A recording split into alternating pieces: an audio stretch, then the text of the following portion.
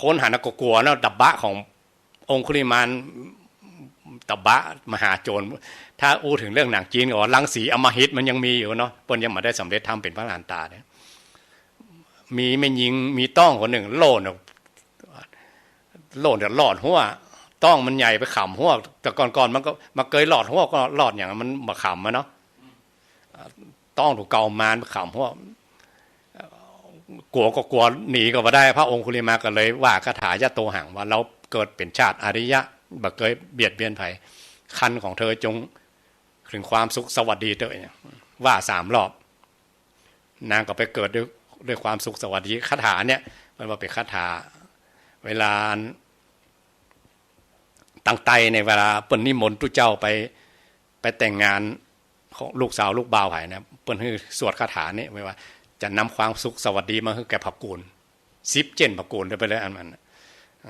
มีแต่ความเจริญงอกงามแล้วก็มีความสำคัญอีกอย่างหนึ่งคือพระองค์ตรัสพระคาถาที่อัจเชวกิจมาตพังนะพระเทกรัตตคาถาสูตรนะพระองค์คุลิมานแล้วเปิ้นไปนั่งกรรมฐานนิมิตทั้งหลายที่ตัวก็เคยฆ่าคนมันถึงมาเบียดเบียนมีกับคนมาฆ่ามาแกงรับตาลงว่าก็เป็นนิมิตทั้งหลายสัตว์ป่าทั้งหลายมาขำมาเคมาทิ่มมาแทงเป็นหอกเป็นดาบเป็นห้องเป็นไฟมอนหกห้องเอกอะ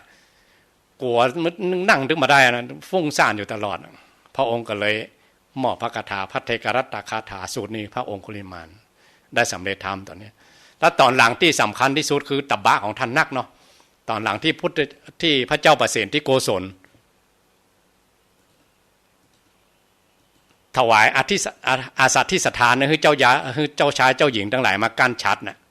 คือจ้างกำชัดมากั้นชัดเจ้าหญิงเจ้าชายทั้งหลายมาถวายอุปถาครูบาอาจารย์แต่ละตนนะก็มีจ้างตกมันตัวหนึ่งอ่ะมันเหมือนยอมไผ่อะกวานจ้างก็มันก็ประกวดไอ้กะ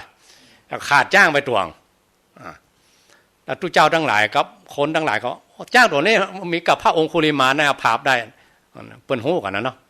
เอาไปนิมนต์ตรงคุลิมานไปเอาจ้างตกมันตัวนั้นเถอะพอจ้างตกมันหันพระองคุลิมานนั้นเหี่ยวแตกแล้วมันกลัวสะบะกันตกมันตรงบนอย่างหายเมาเลยมันน่ะมากั้นชาติองค์พระองคุลิมานเนี่ยตอนนี้พระองค์พระชนะองคุลิมานไล่ตัวตั้ง48 กิโลเพราะโดยอำนาจฤทธิ์ของพระองค์พระองค์หันแล้วหันในข่ายแล้วนี่บัดได้ผจญอย่างมาได้อันนี้อย่างกันองคุลิมานกำดาบไล่ตัวอย่างมาได้พระองค์ไปเพื่อจะไปโพธิแท้ๆเนี่ยไปโพธิแท้ๆโพธิตั้งแต่เบื้องต้นเลื่อมใสในกุลแก้วสามการจนถึงบวชน่ะราชโตวาคือพระเจ้าอยู่หัวพระเจ้าประเสนที่โกศลหลังจากได้ยินข่าวว่าเนี่ยพระองค์คุลิมานไปบวชเนี่ยอย่างสมัยนี้มีโจรเข้าไปบวชเหมือนกันนะแต่กฎหมายเมืองไทยบอกเว้นเด้อแต่สมัยนั้นพอหันบวชแล้วคำสั่งฮ่องเต้เนาะพระเจ้าอยู่หัวก็เว้นโทษทั้งเอกอะ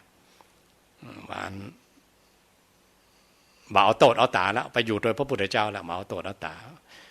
กรรมของพระเจ้าอยู่หัวว่าอย่างได้ก็ว่าอย่างนั้นแต่ถ้าสมัยนี้มาได้เนี่ยคนไหนเป็นโจรเป็นอย่างหนีไปบวชเพื่อเอาคดีเป็นบ่เว้นเนาะสมัยนั้นมีผู้ใดเจ้าอยู่พระองค์รับรองแล้วก็พระเจ้าอยู่หัวพระเจ้าประสิทธิโกศลก็เป็นอุบาสกเป็นผู้เลื่อมใสในกุลแก้ว3 ประการก็เลยยกเว้นโทษให้พระองคุลิมานแต่เดี๋ยวนี้องคุลิมานเป็นโป้นไปแล้วนะถึงแม้จะทำบาปทำกรรมฆ่าคนถึง999 คนนะถ้าไผ่ว่านะถ้าไผ่ว่าคนทำบาปทำกรรมนักหนาปาป้านมาจะทำบาปเท่ากับพระองคุลิมานกันนะแต่โดยนิสัยใจคออุปนิสัยจริงๆของพระองคุลิมานแล้วเปิ้นไม่ใช่เป็นโจรโดยนิสัยสันดานเป็นเพราะเชื่ออาจารย์เขาลบครูบาอาจารย์ว่าอย่างได้ก็ว่าอย่างอันบ่มีอาจารย์ว่าไปฆ่าคนมาจะมอบวิชาเฮ้ยก็ด้วยความใฝ่ดีด้วยความเชื่อครูบาอาจารย์แต่ได้อาจารย์ผิดไว้เนาะอาจารย์ที่ผิดเพราะอย่างเพราะอาจารย์หูเบาเหรอมะหูเบาเพราะอย่างเพราะลูกศิษย์เก่งเกินไปแข่งกีฬาก็แข่งวิชาอย่างที่ตัวเก่าได้ห้ามได้เขียนในสำนักชนะคนอื่นหมดนั่นทำให้หมู่เพื่อนหมู่ฝูงต้องหลายหมู่เซียวเดียวกันอิจฉาทิฏยา ทำให้เหตุเรื่องเนี้ยมันทำให้ยาวไปจนถึงได้บวชจนถึงได้เป็นตุลหันตาต่อหน้าพระพุทธเจ้าแต่อย่าเนาะสำเร็จทำอย่างไรครับองคุลิมานนี่โดยอัจเชวกิจจมาตพังบทเนี้ยคืออย่างครับอัจเชวกิจแปลว่าอดีตล่วงไปแล้วบัดต้องมาคำนึงถึงอนาคตก็ยังมาบ่ถึงเตื้อโดยบทนี้เอาปัจจุบันเนี่ยแล้วเปิ้นฆ่าคนมานักเปิ้นหันความตายเนาะพระองค์ว่าอันก็บอกอัจเชวกิจจมาตพังโกชัญญามรณังสุเวนะครับว่าอันความตายเป็น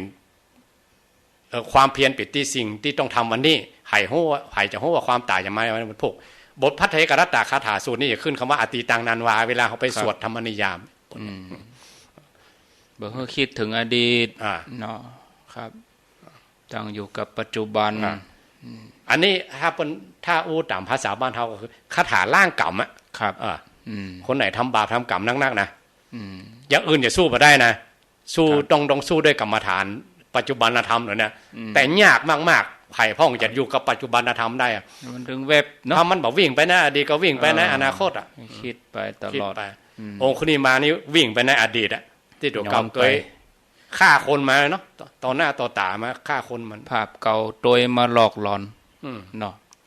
ครับอย่างสมัยนี้อันอย่าเขาหันในทีวีในอย่างเนาะยิงจรวดไปข้ามไปปิดเมืองให้ไปหันว่ามันครับอันนั้นต่อหน้าต่อตากำดาบได้ฟันเนี่ยนะมันหันภาพอย่างนั้นแหละครับพอนั่งกับประธานมาเลยมันเนาะก็ด้วยฤทธิ์ทีของพระองค์ที่พระองค์ตั้งแต่พระองค์แผ่คายพยานครั้งแรกแล้วครับติดในคายว่าแล้วก็มีก็พระอานนท์ถามพระองค์เหมือนกันนะว่าหมู่999คนน่ะเหตุใดมาถึงมาเป็นเยี่ยงกันกับพระองค์คุลิมานครับพระองค์ก่อนเล่าอดีตชาติบอกว่าชาติก่อนนะหมู่นี่เป็นโปก้าขึ้นเรือสำเปาหลวงไปถึง999คนเลยนะครับไปกล้าไปขายเจเรือไปล่มซะล่มกลางใกล้ๆกับเกาะล่างว่าน่ะมันมีอาหารการกินอย่างนั้นแล้วเกาะล่างนะเพราะอย่าถึงฟังนะคนโบราณว่าเรือล่มมาจอดตาบอดมาแก่ครับเกาะพอดีไปปะเตาหลวงไงนะถ้าเตาหลวงยังสมัยกับเตามาเฟืองถ้าเตาทะเลนะเส้นผ่าศูนย์กลางกระดองมันเป็นเม็ดๆน่ะบรรทุกคนได้เป็น2 คน3 คนนะเตาตอนแรกกับบรรทุกคน2 คนบ้านตอนหลังมันจนเพลียนะมันบรรทุกคนไปขึ้นฝั่งมันจ่วยคนนะติดเกาะล่าง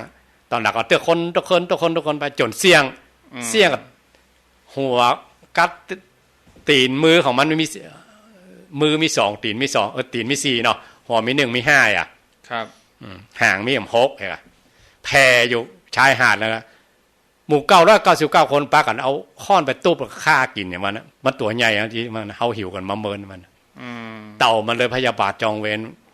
เกิดจัดใดชาติหนึ่งของก็ได้ฆ่ามันนี่ตัวเองครับเนี่ยอันนี้พระองค์เป็นคนเล่าเองเลยนะว่าได้ใจกรรมใจเวรกันมาชาตินี้สมควรนะติมุนนั้นจะตายแต่ชาติก่อนสมควรแล้วเองอะมันมาใจกันครับมีแต่พระองค์เท่านั้นที่หันมานะอันต่อไปตะกี้นี่คือบทที่4อันนี้ชนะองคุลิมานโดยฤทธิ์ทีบทที่5บทสวดว่ากัตตวานากัตถามุทลังอีวะคัพพินิยาจินจายะทุทธวัจจนังชนะกายมัชเชสันเตนะโสมะวิธินาชิตวามุนินโทตันเตชะสาภวะตุเตชยมังคลานิชนะโดยสัจจะอันเป็นสันติบอกว่าไล่กันเองอะครับคือเรื่องนี้ตอนนั้นพระองค์อยู่กรุงสาวัตถีเนาะตะกี้องคุลิมานก็สาวัตถีเหมือนกันเมืองของพระเจ้าเปรตนี่ก็เมืองสาวัตถีเหมือนกันชนะการได้ใส่ลายกาวลายคดีความเนาะเป็นคดีความตัวนี้เป็นคดีความแล้วคนตั้งแต่พระเจ้าอยู่หัวเสนาบดีตั้งหลายเศรษฐีข้าบดีคนยาจกคนขอไหลไปตามพระองค์กับพ่อกับตู้เจ้าทั้งหลายหมู่พวกนี้คนทั้งหลายพวกบริพาชกทั้งหลายก็อดอยากปากแห้งแหละขอยลาบสักการะหายเอาย่อให้หน่อยเนาะก็อย่างไรย่อให้หน่อยอันแม่ยิงคนหนึ่ง มีชื่อว่าจินจมานวิกาใส่ร้ายพระพุทธเจ้าโดยการเอาไม้มาวัดมามัดไว้ที่ตองเปล่าร้องบอกกล่าวว่าพุทธเจ้าเนี่ยตั้งครรภ์ตัวเก่านี่ตั้งครรภ์กับพุทธเจ้านี่คือบทย่ออาจารย์ลองนิมนต์เรื่องอันนี้เนาะนางจินจมานวิกาเนี่ยก็แน่ครับร้ายใส่ร้ายถ้าความว่าพวกนี้คนทั้งหลายก็เสื่อมลาภบอกว่าวันหนึ่งก็ออกอุบายกับป้ากันนั่งเหงากงกงักจะได้ดีนางจินจมานวิกาผ่านไปทุกทีอาจารย์มื้อนี้ก็ตักตายหมดเองแกเป็นปาราชิกาเหมือนกันแล้วคือนักบวชแปลงหน้ามองไว้เนาะบอกบาจ๋าอาจารย์เป็นหน้ามองอย่างกันเนี่ยครับนั่นก็เป็นบอกบาจ๋าเอาจะจ้วยอย่างได้พ่องเองยอดลดลงยอดบัตรลูกเป้าเขามานับถืออย่างเก่าแล้วนะเนี่ยครับก็เล่าให้ฟังบอกว่าเดี๋ยวนี้สมณะโคดมน่ะกับลูกศิษย์ลุงหาบักกันแย่งลาบมันหมดนะมันตีตลาดเฮาแน่คนไปกินไปตันไหลกันไปพระเชตวันหมดมันก็อดอยากปากแห้งครับนะกันว่าเป็นอย่างจะช่วยมันนะช่วยได้กะช่วยก็ออกอุบายล่ะเนี่ยได้ดีไม่แรงนะไปก็แต่งตัวงามๆไปเข้าวัดไปครับพอคนทั้งหลายออกไปแกออกมาไม่รู้เปิ้นพอแจ้งคนไปเข้าวัดเนาะเปิ้นไปทำบุญตักบาตรป้องทำสังฆทานอย่างไรกันแกก็ไปก่อนเปิ้นน่ะคนยังมาเข้าแกไปก่อนเปิ้นอันนี้คนเดียวกันกับที่เขาฆ่าตายอันนั้นนางสุนทรีน่ะคนหนึ่งสุนทรีนั่นมารได้เลยถ้าเขาฆ่ามกอันนี้ไม่ได้ฆ่าหรอกเขาฆ่ามกกุฏิอันนั้นเรื่องอันนั้นชั้นล่าแรงเป็นคดีความได้เลยนี่จันนางจิตมาวิกาพอแจ้งมาก็ออกวัดมาแปะหุ่มยุ่งหุ่มยี่ผ้ายับยุยี่มันนะแล้วเขาถามไปไหนมาเนี่ยบุยปากแซมพวกอะเนาะพวกโค้งหลวงวะถ้าบ้านเดี๋ยวโค้งหลวงบอกอะคันธกุฏิของพระองค์บอกอะครับแล้วเมินไปแกก็เอาบอกว่าเอ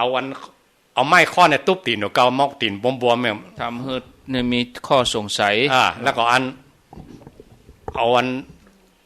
ไม้กับผ้าปันนัดใส่ต้องแป่งใหญ่ขึ้นอ่ะวันหนึ่งพระองค์ยอมบุบตีนเฮ้อตีนบวมว่ามันก็แม่มารมาตีนบวมเลยครับคนตั้งตรองนี่จะบวมกันครับมันเตียวนักกับไปได้นะมันหนักเนาะครับเป็นว่าอย่างนั้นเนาะร่างกายผสมบุญมันเหมือนคนปกติครับแต่งท่าอย่างนี้ขนาดนั้นนะเนี่ยครับยอมวันหนึ่งพระองค์แสดงธรรมอยู่มันก็เข้าไปบัดฟังอีล่าคายลงไปจี้นาก็ธรรมะธรรมโมนะลูกนี่ลูกไผ่กันเนาะเมาก็สอนคนอื่นนะพระองค์ว่าเฮาฮู้กัน2คนเองเนาะดูแลลูกพ่องกะครับพระองค์ก็ปฏิเสธแล้วเหมือนยอมรับนะคนทั้งหลายก็ฮู้พระอินทร์มาเลยนะว่าถือว่าชิราวุธมาเลยอ่ะครับฮ้อนถึงพญาอินทร์ก่อนอาสนะแข่งกระด้างเลยมามาเลยพญาอินทร์เนี่ยได้ครับแปลงเป็นหนูครบเลยครบเจือกตีมัดต้นไม้ฮะแล้วเพราะกรรมเนี่ยกรรมบอกพระองค์ว่าเฮาฮู้กัน2คนเนี่ยก็ไอ้คนที่มันบ่เลื่อมใสสงสัยก็ยังบ่ปฏิเสธก็ยังปฏิเสธกันถ้าปฏิเสธมันปิดคู่กรณีเนาะครับคนอีกช่างบืนไปใหญ่กะมันจะโดนประทุษร้ายกะถ้าพระองค์ปฏิเสธนางจินตมานก็โดนประชาทันกะเนาะเพราะว่าเขาฮู้กัน2คนเนี่ยกะนางก็ฮู้ว่าพระองค์เป็นอย่างใดพระองค์ก็ฮู้ว่านางเป็นอย่างใดฮู้กัน2คนครับพระอินทร์ครบเป็นหนูมาครบเชือกหวาดลงฮะช่องหน้าคนหลายฮะตามตำราสมัยใหม่ก็โดนลุมประชาทันความแตกเลยความแตกแต่ถ้าในตำราพระสูตรก็บอกว่าครับนางก็โล่นนะตลอดหล่นนี้พอรับพระเนตรของพระองค์เท่านั้นสุดสายตาแผ่นดินหนา 240,000 โยชน์มันเท่ารอไว้ท่าไว้เหมือนผ้ากำพลแดงสูบลงไปเลยมันครับองค์อันผ้าหงบทอื่นนะพระองค์โพธได้นะครับบทแรกโพธพญามารเนาะตอนหลังมากลับใจเป็นโพธิสัตว์เนาะบทที่2โพธลักวายักษ์ก็เป็นพระโสดาบันเนาะครับบทที่3ช่างนาราคีลิงก็เป็นโพธิสัตว์เนาะ4ตะกี้องค์คุณิมานเป็นแล้วตรงนั้นโพธได้หมดจินจามานนี่โพธบ่ได้ มีไผ่พ่อง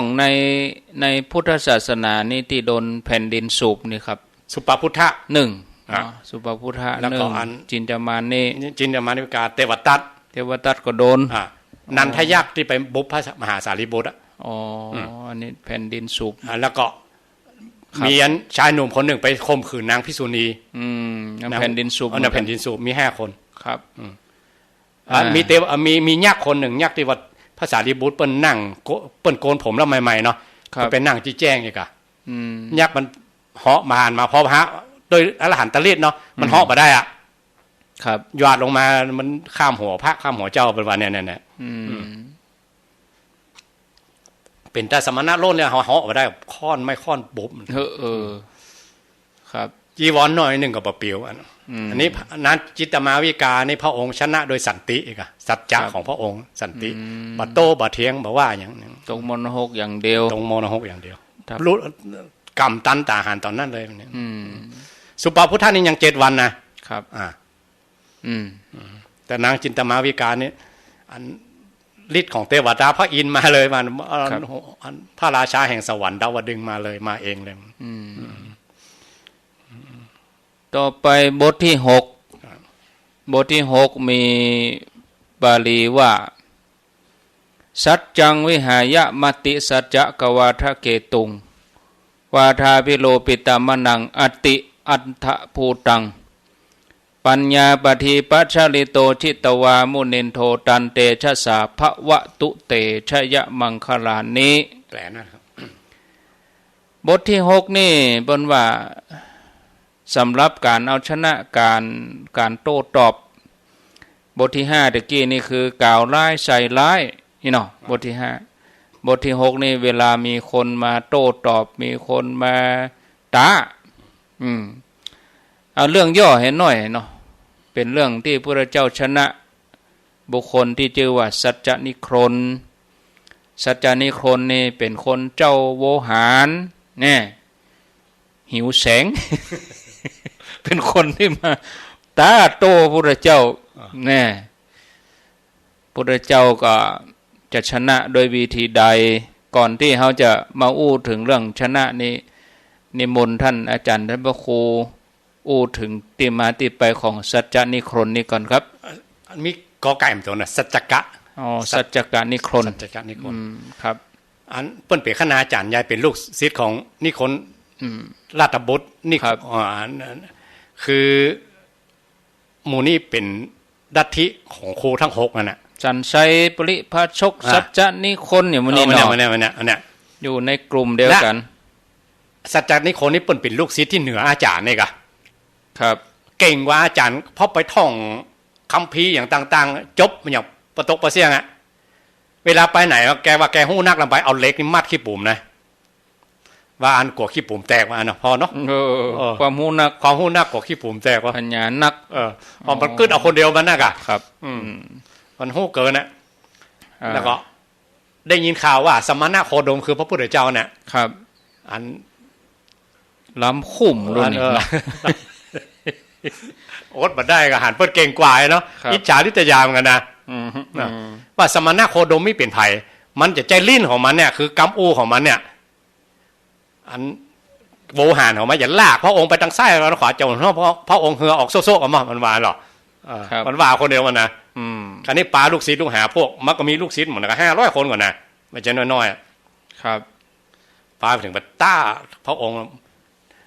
คราวนี้พระอินทร์ก็มาเหมือนกันเป็นกองเชียร์เหมือนกัน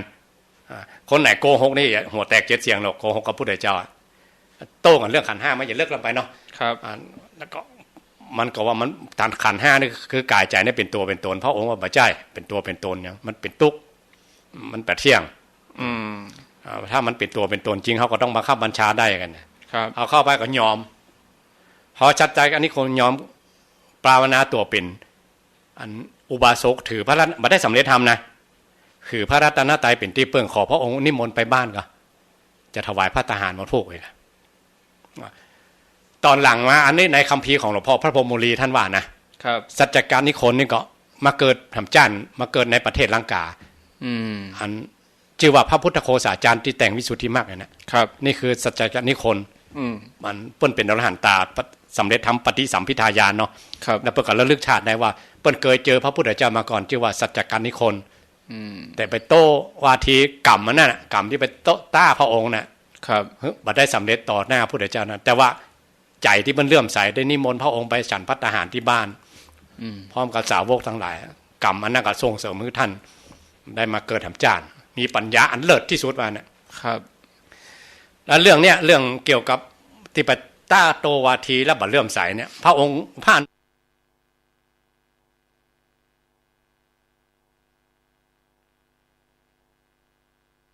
ดูโดยคนละแล้วก็ถ้าอู้ตามภาษาบ้านเฮาเนาะอู้เหมือนกับพระองค์เป็นอ้ายเอกอะครับเป็นในนามว่าพระพุทธเจ้าก็ได้เป็นอ้ายของพระอานนท์เป็นลูกผู้น้องนะพระองค์เป็นลูกผู้พี่พอพระองค์เห็นอันใดก็ว่าเขาหมดนั้นแบบจะเลื่อมใสพระองค์ซากหน่อยพระองค์อู้ก็อู้ดีเนี่ยตอนที่พระองค์ต่อหน้ารับหลังแล้วเล่าขวนด้วยก้นละเอกอะแล้วพระองค์ก็บอกว่า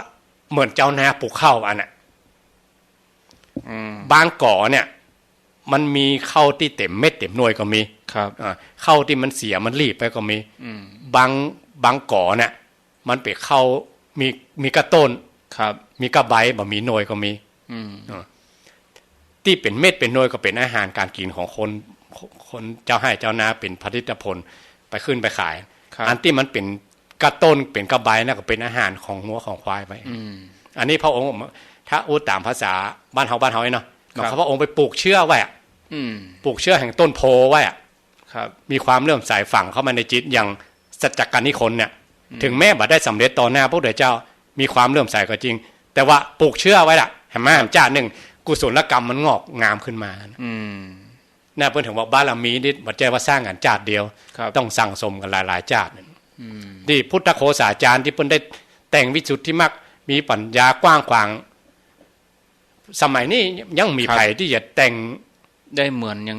นั้นกว้างขวางพิสดารมากมายแตกแขนงไปเท่าใดเท่าดีเท่ากับพระพุทธโฆษาจารย์แม้แต่เมืองไทยเหมือนกันเนาะถ้าคนไหนเก่งๆนี่นะเก่งๆตั้งตำรับตำราเก่งนามของแบบปอประยุโตนี่เนาะครับเป็นสมเด็จพระพุทธโฆษาจารย์นะครับเป็นสมเด็จพุทธโฆษาจารย์ถ้าบอกเป็นปราชญ์บอกเป็นบัณฑิตบอกเป็นผู้รู้จริงๆนะก็ให้เป็นสมเด็จอย่างอื่นไปอย่าเอกครับถ้ามีความรู้อันเลิศจะขอยืมนามของพระพุทธโฆษาจารย์ที่แต่งวิสุทธิมรรคใครเป็นพุทธโฆษาจารย์อันนี้ท่านเล่าว่าในหนังสือนะครับคือสัจจการนิคนเนี่ยนะครับพระองค์ชนะโดยปัญญาโต้กันนะครับปัญญาน้อยนิดแบบก็มอกสิ่งแสงหิ้งห้อยไปเทียบกับตะวันมาเทียบกันได้เลยเนาะครับอันหนึ่งอยู่ในโลกียะอันหนึ่งอยู่จั่นสูงขึ้นไปสัมมาสัมโพธิญาณแต่ว่าหันชัดเจนว่าตอนที่โต้เถียงกันนะพระองค์ชนะด้วยปัญญาว่าขนาดสัจจนิคนอย่าไปไหนมาไหนเอา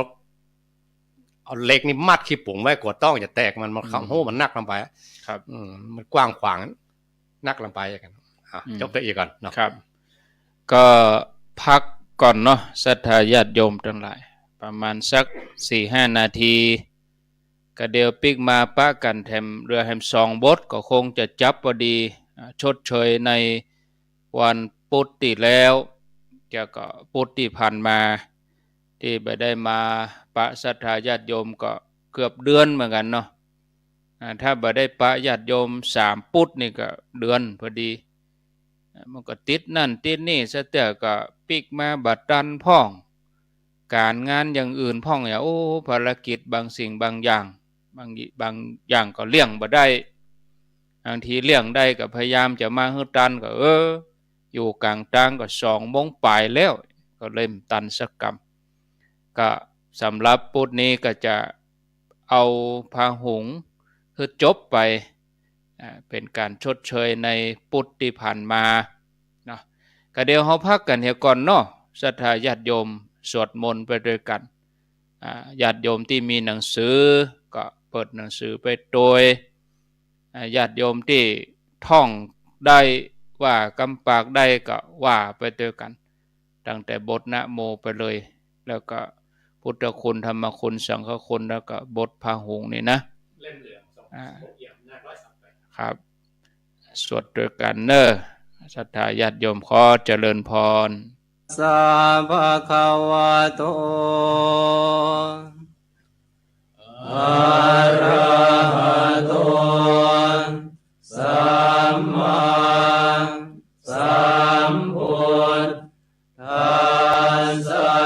โมตัสสะภะคะวะโตอะระหะโตสัมมาสัมพุทธัสสะนะโมตัสสะภะคะวะโตอะ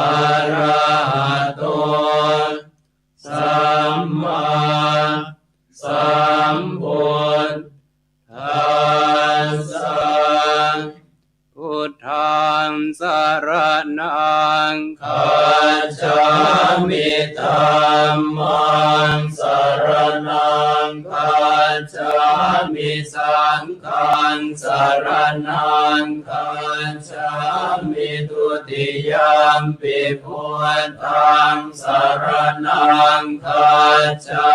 มิทุติยมปิธัมมังสรณังคัจฉามิทุติยมปิสังฆังสรณังคัจฉามิตติยมปิพุทธังสรณังคัจฉามิตติยมปิธัมมังสรณังคัจฉามิตติยมปิสังฆังสรณังคัจฉามิอิติปิโสภะคะวาอะระหังสัมมาสัมพุทโธเวชชาจารณะสัมปันโนสุขตัวโลกวิทูอนุตตรปุริสธรรมสารติสัทธาเทวมนุสสานังพุทโธภะคะวาติสวากขาโตภะคะวตาธัมโม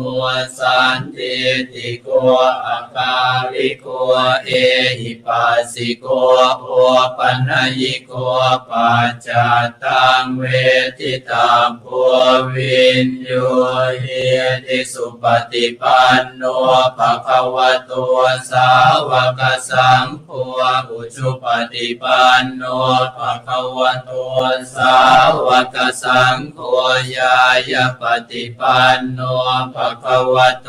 สาวกสังโฆสามีจิปฏิปันโนภะคะวะโตสาวกสังโฆยติธรรมจัตตาริปุริสยุคานิอัตถปุริสปุพลาเอสะภะคะวะโตสาวกสังโฆอาหุนายโยปาหุนายโยทักขินายโยอัญชริกรณิโยอนุตตรังปุญญาเขตังโลกัสสามิ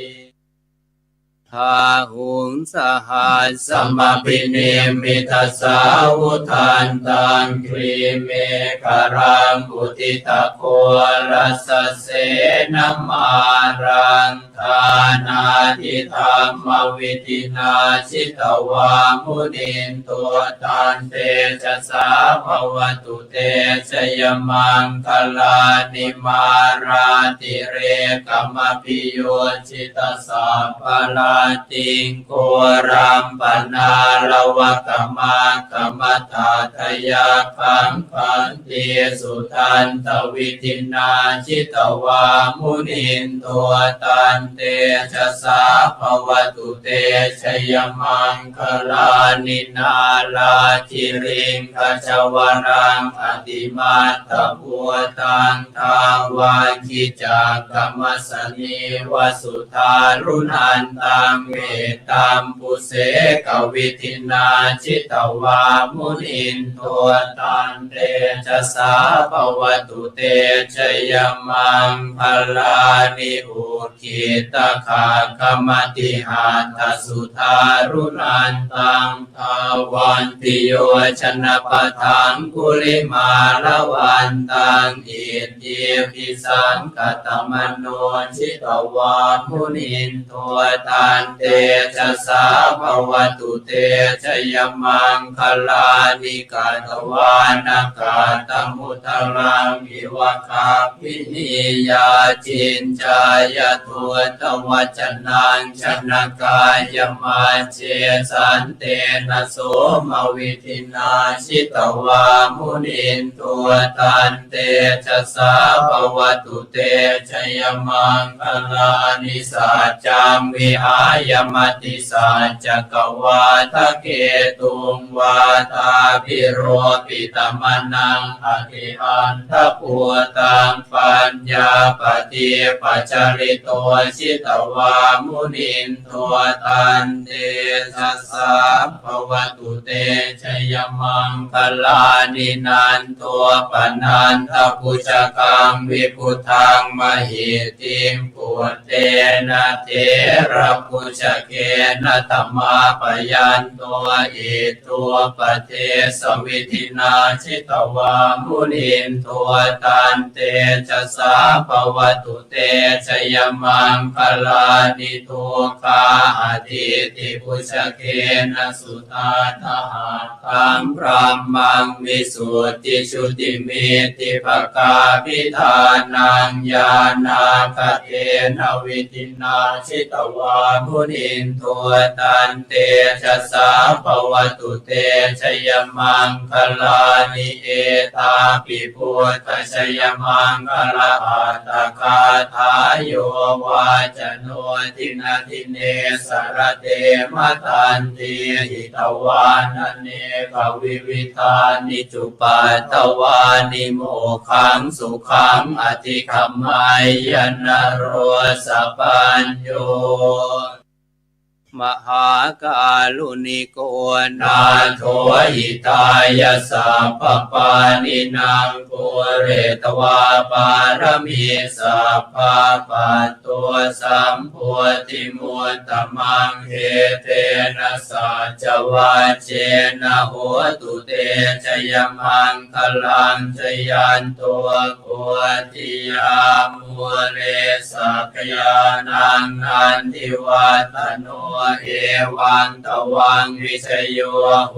หิชยาสุชยมังคะเลอปราชิตปัลลังเกสีเสปัทวิโภคะเลอภิเสเกสัพพพุทธานังอาคาปะตัวปะมัวตติสุนาคาตังสุมังคลังสุปาคาตังสุหุติตังสุขโนสุโมโหตัวจะสุเยทังพระมจาริสุปทาขินังกายกรรมังวาจากรรมังปทาขินังปทาขินังมโน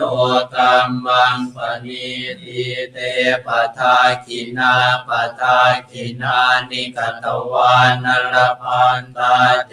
ปทาขิเอภวตุ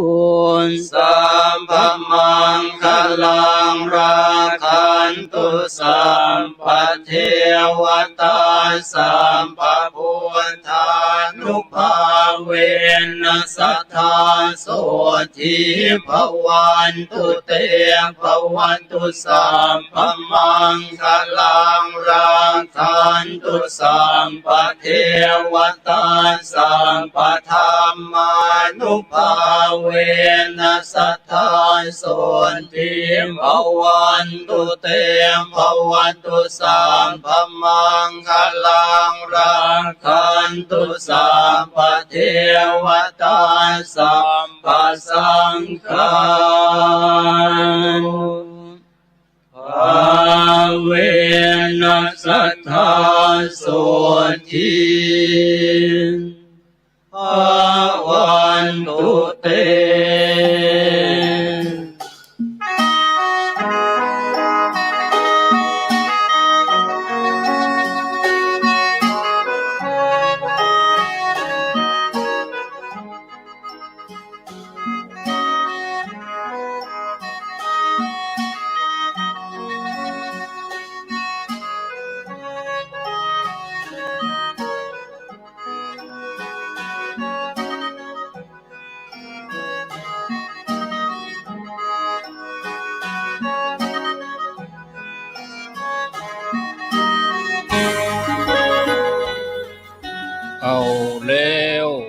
ศรัทธาญาติโยมท่านสาธุชนคนดีทั้งหลายทุกท่านได้พักฉันน้ำแล้วก็สวดมนต์ไปด้วยกันหลายท่านก็ได้สวดไปตัวบท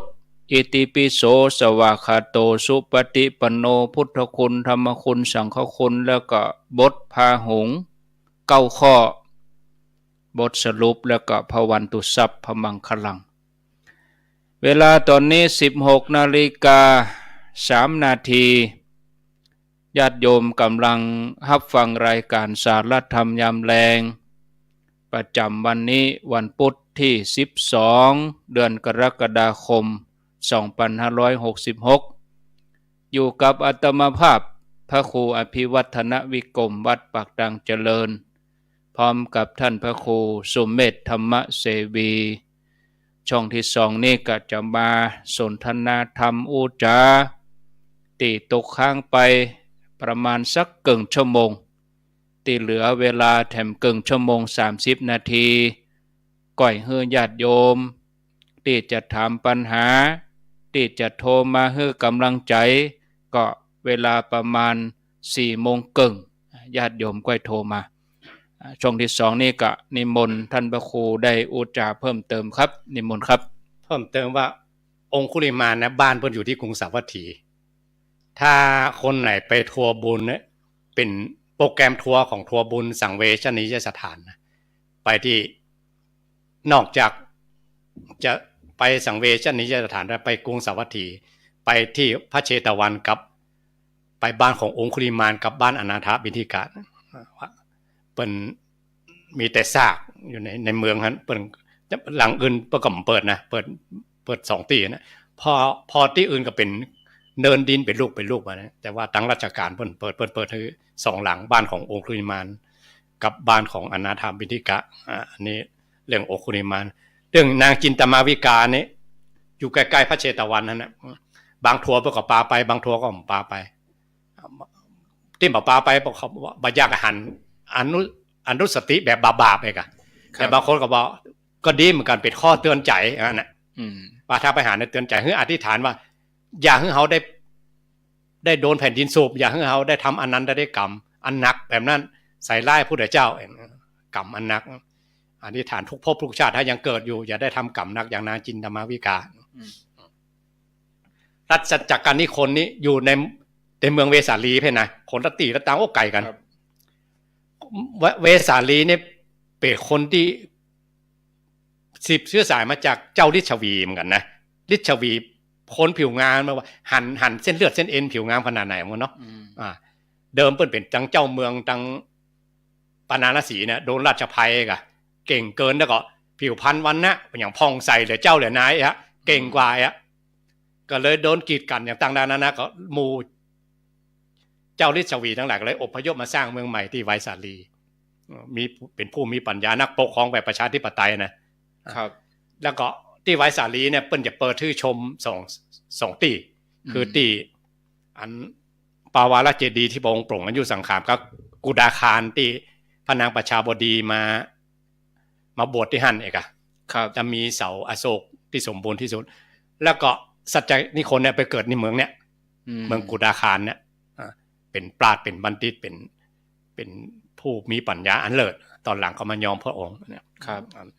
แล้วก็จินตมาวิกาเนี่ยจะกี้เนาะกี้อันมันข้ามตอนก่อนสัจจกนิคนจินตมาวิกานี่อยู่พระเชตวันคนละตีละต่างกันต่อไปข้อใดครับเหลือข้อที่7ที่8แล้วก็ที่9นี่เป็นบทสรุปเนาะข้อที่7ว่านันโทปนันทพุชคังวิพุทธังมหิทธิงปุตเตนะเถระพุชเคนะธรรมาปยันโตอิทูปเทสวิชินาชิตวามุนินโทตันเตชะสาภวะตุเตชยมังคารานิมีความแปลว่าอันนี้เปิ่นชนะเล่เหลี่ยมกุศโลบายอันที่6เมื่อกี้นี่เรื่องการตอบโต้ปัญหานี่นะการท้าทายโต้ตอบปัญหาอันที่7นี่ พระองค์ชนะเล่ห์เหลี่ยมกุศโลบายก็โดยย่อประวัติโดยย่อเห็นน้อยแล้วก็เดี๋ยวนิมนต์ท่านพระครูสมเด็จธรรมเสวีได้อธิบายขยายความเพิ่มเติมเป็นเรื่องที่พระพุทธเจ้า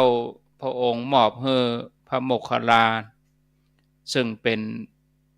มหาสาวกอัครมหาสาวกไปต่อสู้กับพญานาคที่ชื่อว่านันโทปนันทะนี่เป็นผู้ที่มีเล่ห์เหลี่ยมในการต่อสู้รู้ลบรู้หลีกโอ้เกือบกันเหมือนกันแล้วก็ถืออาบทนี่ชนะเล่ห์เหลี่ยมกุศโลบายเวลาญาติโยมเขาสวดเปิ้นก็จะมีแปลตัวบทแปลนี่เปิ้นบ่ได้กล่าวว่าพระพุทธเจ้าเปิ้นว่าองค์พระจอมมุนีนี่เปิ้นจะว่าองค์พระจอมมุนีนี่คือจอมมุนีก็หมายถึงพระพุทธเจ้าพระมหาโมคคัลลานะเนรมิตกายเป็นพญานาคแล้วก็ไปปราบถ้าเป็นม้านี่กับม้าพยศนี่ไปทรมานพญานาคที่ชื่อนันโทปนันทะซึ่งมีฤทธิ์มากมายเหมือนกันอันนี้เป็นอย่างไรครับเอานันโทปนันทะก่อนเท้าความนะครับนิมนต์ครับจากก่อนเปิ้นเป็นคนถือกระถาอาคมและทำสมาธิได้ฌานและบัดตายในฌานนะครับโดยมิจฉาทิฏฐิของสมาธิทิฏฐิแบบเนี้ยครับเป็นมิจฉาทิฏฐิไปเกิดเป็นพญานาคที่มีฤทธิ์นักวันหนึ่งพระองค์ปาสาวก500องค์ที่มีฤทธิ์ทีนักเลยนะครับเสด็จไปโปรดคนที่ปัจจันชนบทเอกปัจจันชนบทอาจจะเป็นเมืองไทยก็ได้ที่พระเจ้าเรียบโลกเนี่ยที่ไหนก็ได้ในโลกเนี่ยปัจจันชนบทหมดอะไปที่ไหนชั่วลัดนิ้วมือเดียวก็ถึงครับพอผ่านไปที่พญานันโทปนาคราชนี่อยู่เนี่ยหันพระพุทธเจ้ามากับแพรพังพานขวานล่ะขวางมาขึ้นไปครับถ้าตามพระธรรมสาบันครับพระองค์บัถือมือของพระองค์อะสาวกทั้งหลายก็อาสาไม่อย่ามอกได้พญานาคได้มาต้องถึงมือพระองค์แล้วเองครับขออาสาเพราะสาวกองค์อื่นก็อาสากันหลายตนนะครับพระองค์บอกว่าพญานาคเนี่ยมันมีเล่ห์เหลี่ยมนักการเข้าฌานจะบัดตันมันเข้าสมาธิจะบัดตันเล่ห์เหลี่ยมของอันพญานันโทปนาคราชเนี่ยคือคู่อัครสาวกของพระองค์ที่มีฤทธิ์ที่อันนักเป็นหนึ่งสาวกมือหนึ่งของพระองค์เรื่องฤทธิ์เนี่ยไปภาพพระองค์อนุญาตไปเลยเองพระองค์อย่างเตือนมานะมันมีฤทธิ์นักนะเองระวังหน่อยครับสู้กันไปกันใหญ่แล้วก็เป็นเนรมิตเป็นพญานาคที่ใหญ่กว่าอีกฮัดจนห้องโอยยอมแล้วมันนะครับพอยอมแล้วมันกลายเป็นพญานาคตัวน้อยๆเนาะพระโมคคัลลานะประกอบแปลงเป็นพญานาคน้อยกว่าเข้าไปในปากมันน่ะเข้าไปปั่นป่วนในต้องมันนั่นน่ะจนมันท้องโอยจนยอมแล้วครับพอยอมแล้วพระองค์เป็นโดยฤทธิ์ของประกอบบอกเตือนพระโมคคัลลานะเนาะมันยังมีไม่ตายอยู่นะจะไปประมาทได้เองเพราะว่ามันยอมแล้วพ่นออกมาอยู่ที่ปากมันก็พ่นควันพ่นด้วยฤทธิ์พญานาคของมันออกมาใส่พระโมคคัลลานะพระโมคคัลลานะเป็นเชี่ยวชาญชำนาญเรื่องการเข้าฌานแล้วนะเนาะ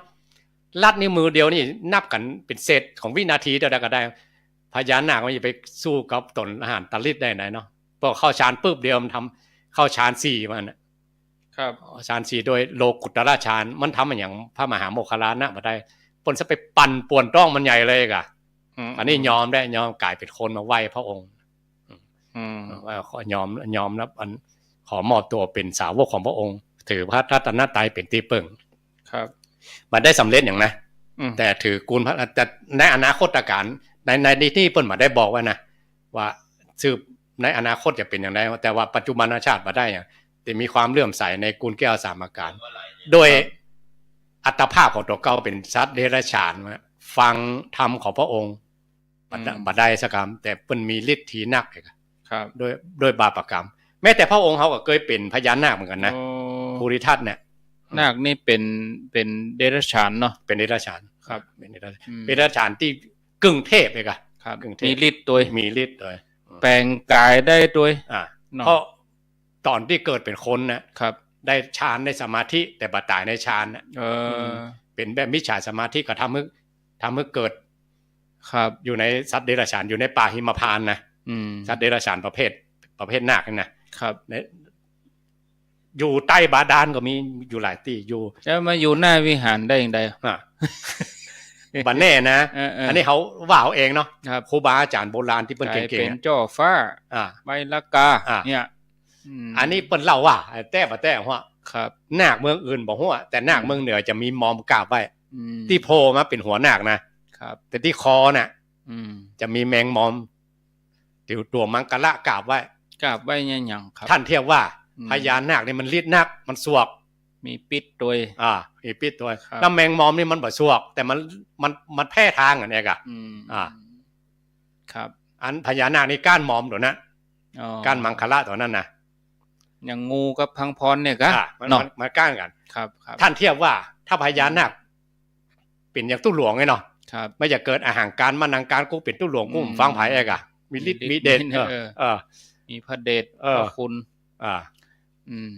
คือลดมานะทิฏฐิอย่าพ้องครับโดยการอ่อนน้อมถ่อมตนหรือเอาลดมานะทิฏฐิเอาตัวมังกระหรือตัวมอมน่ะมากราบไว้จะไปยิงพยองแล้วไปจะไปอวดดีอวดเก่งนักไว้เนี่ยข่มไว้น้อยนั่นฮะก่อสร้างอันนี้ฮะก่อแปลงอย่าประตูจะขึ้นลงตัวเก่าลำไปพอเทียบมันตัวเก่ามาเป็นผู้เฝ้าพระศาสนาเอกอะเป็นแค่ขั้นใดในกุลแก้ว3ประการนะครับและจะให้ดีให้งามก็คือมีความอ่อนน้อมถ่อมตนกู้กันมาคารวะเขากู้กันจะไปอวดดีอวดเก่งเตือนใจเจ้าอาวาสเหมือนกันมันพญานาคเนี่ยตู้หลวงคือผู้นี้มาเฝ้าสมบัติพระศาสนาไปเจ้าเก่าไปเจ้าเก่งดีดักอย่างมาล่ำหมดเลยเนาะเงินทองกับศรัทธาน่ะสร้างเอกอะอันนี้เปิ้นเทียบไว้นะใจของเฮาใจของเฮาตัวเก่าเป็นผู้มาเฝ้าเป็นขั้นใดคือพุทธบริษัททั้งหลายเตียวไปหากุลแก้ว3ประการว่าเอาอย่างมาพาบเอาเนี่ยเอาเรื่องความอ่อนน้อมถ่อมตนเนี่ยครับจะอ่อนน้อมถ่อมตนได้ก็ต้องอันนี้ต้องงัดข้อกันหน่อยคนโบราณตั้งใต้เหมือนกันเนาะคนที่เปิ้นถือคาถาเก่งๆไปซับยันซับอย่างนี้นะเขาร้องอาจารย์ก็หรออันนี้นันโทนาคราชเหมือนกันจะยอมพระองค์หรือยอมสาวกของพระองค์เนี่ยต้องงัดข้อหน่อยกับเหมือนต้องมวยกับต้องต่อยมวยกันหน่อยจะนับยอมจะได้ยอมจะเก่งมากใด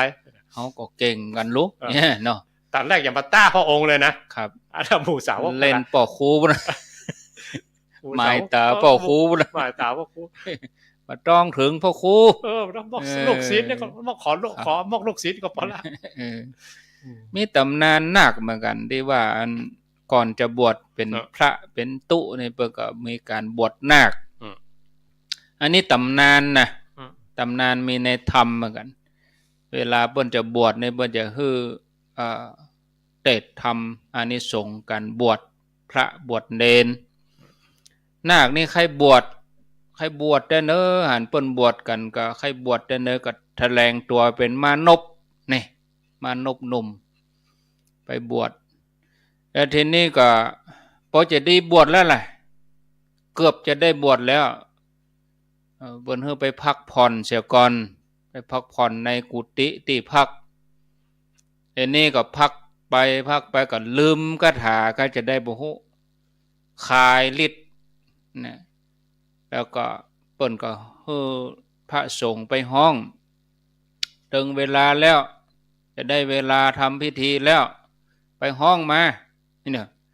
ตัวเจ้าไปห้องมาเปิดประตูพอเอาเท่ากลายเป็นงูกลายเป็นนาคตกใจก็เปิ้นก็มาบอกพระพุทธเจ้าโอ้บ่อนุญาตเด้อกิจโสมนุสสะปฏิลาโภตนบ่ใจมนุษย์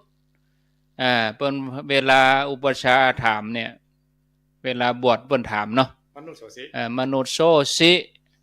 เป็นมนุษย์หรือเปล่าอามะโตบ่ได้อามะแหละสำรวจตัวเองบ่ตอบอามะบ่ได้บ่ได้แล้วบ่โทให้หุยน้อยใจบ่มีวาสนาได้บวชขอเอาชื่อไปเนี่ย เอาชื่อไปไว้ก่อนจะบวชเป็นพระเป็นตู้ก็ขอได้ชื่อว่าบวชนาคเสียก่อนแล้วก็เอาหูปไปไว้เพื่อจะเอาไว้อยู่กับพระพุทธศาสนาเอาไปเป็นอันจ่อฟ้าใบละกาเอาไว้ไปเป็นอยู่ขั้นใดโบสถ์ขั้นใดวิหารนี่อันนี้คือตำนานนี้ตำนานเรื่องนาคเนาะข้ามเนาะเดี๋ยวบอกข้ามเถอะคนที่ไปเกิดเป็นนาคเนี่ยมีฤทธิ์นักนะมีบุญวาสนาก็นักแต่ว่าไปหลงพิษอวดดีอวดเก่งอีกมันเสริมเข้าไปทันตัวเมื่อหลงเนี่ยตายด้วยความหลงเนี่ยไปเกิดเป็นสัตว์เดรัจฉานมีฤทธิ์ตัวครับแม้แต่โพธิสัตว์เจ้าก็เคยไปเปลี่ยนมาเหมือนกันนะข้อที่8ทุกขาหะทิฏฐิพุทธเขนะสุทัฏฐหัตถังพรัมมังวิสุทธิชุติมิธิภกาภิทานังยานาคาเถนะวิธินาจิตวามุนินโทตันเตชะสาภวะตุเตชยมังคลานิอันนี้ข้อที่8ข้อที่8นี่ชนะด้วยการทิฏฐิมณะของคนเฮาอันที่ตะกี้นี่เรื่องกุศโลบายเนาะถ้าข้อที่ภาษาในนะครับญาณวิถีของพระองค์ก็ได้ข้อที่8นี่นะข้อที่8นี่มีประวัติย่อเห็นหน่อยเป็นเรื่องที่พระพุทธเจ้าพระองค์ทรงเอาชนะพระกาพรหมพระกาพรหมนี่เป็นผู้ที่มีทิฏฐิแห่งกล้าสำคัญตนเองว่าดีว่าเก่งที่สุดแต่พระองค์ก็สามารถ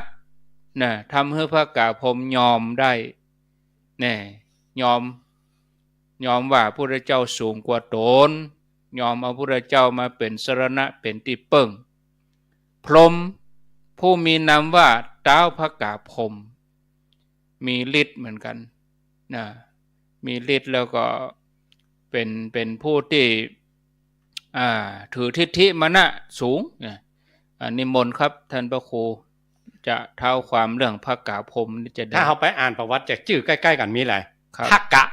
พอพานและกอไก่พระกะพรหมมีก็มีพระกาพรหมมีก็มีพรหมมูนี่ที่ว่ามีทิฏฐิมานะเพราะว่าเขาเก่งตอนที่เมืองมนุษย์เนี่ยได้ฌานได้สมาธิจะไปเกิดชั้นเวหพลาบ่ถ้าเวหพลาแล้วก็ขั้นระหว่างเวหพลาจะไปถึงพรหมสุทาวาสเนี่ยนะเป็นชั้นอัน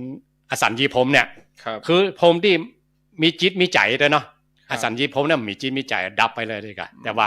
กิเลสไปเสี่ยงเพราะอำนาจของฌานดับอำนาจของฌานเสื่อมมาฟื้นมาใหม่แต่ว่าเวหพลาเนี่ยเป็นชั้นสูงสุดของปุถุชนเปิ้นอยู่ด้วย500มหากัปป์เนี่ยเขาแสดงว่าอยู่ในเมืองมนุษย์ฌานแก่กล้าขนาดเลยครับบ่ฮู้จักตายซะเนี่ยพอผมตัวอื่นผมตัวนั้นเชียงไปปิ๊กขึ้นมาฮะตัวเก่าบ่ตายสักเตื้อเป็นผู้เฒ่าอยู่หั่นเพิ่นก็เลยเข้าใจผิดว่าตัวเก่าบ่ตายสักเตื้อนะเป็นอมตะเนาะเป็นอมตะอายุยืนเกินครับที่พระกาพรหมนี่ที่เฮาสวดธรรมจักรนะครับเนาะก็มีในหั่นเนาะอันเปิ้นอยู่ชั้นเวหพลาสูงสุดของปุถุชนสูงกว่าสวรรค์กันก็ครับสูงกว่าสวรรค์อีกผมมันมี16ชั้นหรอกรูปนั้นว่าไปถึงรูปนี้คุณของพระองค์แผ่ไปถึงนะแต่เขาห้ามฟังมาได้ท่านเทียบว่าบางคนอยู่ในห้อง ICU แล้วก็เสียบยาเสียบอาหารให้กินเขากินได้แต่บอกห้ามโห่อีกพระองค์แสดงพระธรรมจักรก็บอกสัทธะหาอันเนี่ยก็อันที่ว่าเอิ้นก็เป็นจั่นๆขึ้นไปนะครับอสัญญีพรหมกับอันอรูปพรหม4ชั้นเอิ้นเพิ่นมาได้นะสัทธะเวสูงนั่นน่ะครับสัทธะมนุสเวสูงเอิ้นก็เป็นจั่นสูงขึ้นไปไงครับเวหพลาเป็นจั่นพรหมปุถุชนที่สูงที่สุดเลยจากเวหพลาเอิ้นไปหาชั้นอวิหาสุทธาวาสมหาพรหมเลยครับสุทธาวาสพรหมแถม5ชั้นสูงสุดเนี่ยเพิ่นอยู่ใน500มหากัปป์กันน่ะมันไม่ได้กับตายสักเด้อพระองค์ตอนนั้นพระองค์นั่งเข้าฌานอยู่ที่นั่งพักผ่อนอิริยาบถโดยฌานของพระองค์เป็นเรียกว่าสุญญตวิหารธรรมเนาะครับแล้วก็แผ่ข่ายพยานผมเนี่ยเข้าไปในข่ายพระองค์พระองค์ก็เลยไปชั่วไปลัดนิ้วมือเดียวนะครับตามอำนาจพุทธานุภาพเนาะแล้วก็ไปเถียงกันหน่อยมันก็ไม่ยอมเหมือนกันนะ เอาไปมากับได้ต้ากันว่าคนไหนมีฤทธิ์ทีนักกว่ากัน ครับ คือไปสอนก่อนเชาะหา เสาะหาเชาะปะจากการนะพระองค์ไปเล่นตัวแล้วเอาพระองค์ก็เล่นตัวจะเพื่อจะโพสนั่นเนาะ ครับได้กะนี่เนาะได้เอาเธอทำก่อนลองพอเธอไปก่อนครับมันจะไปสอนที่ไหน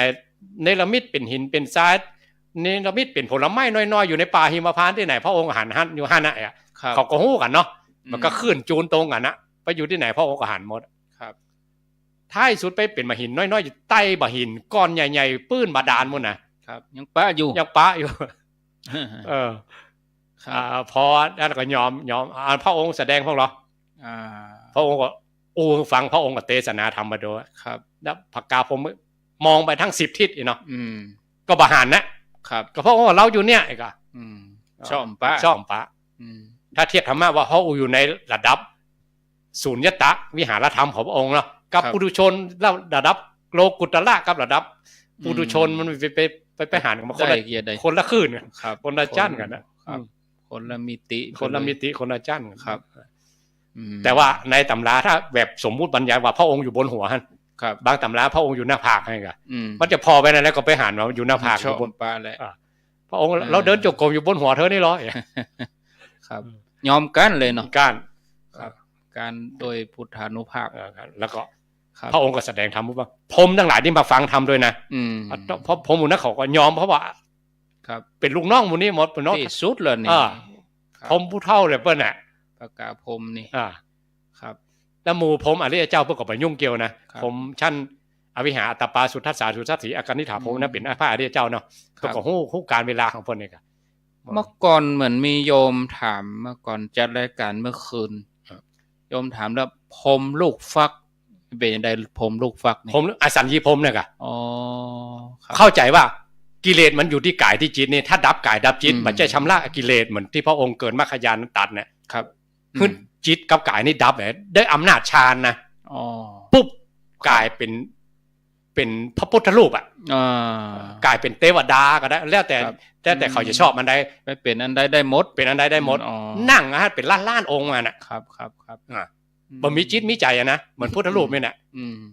เหมือนเทวรูปนี่แหละครับ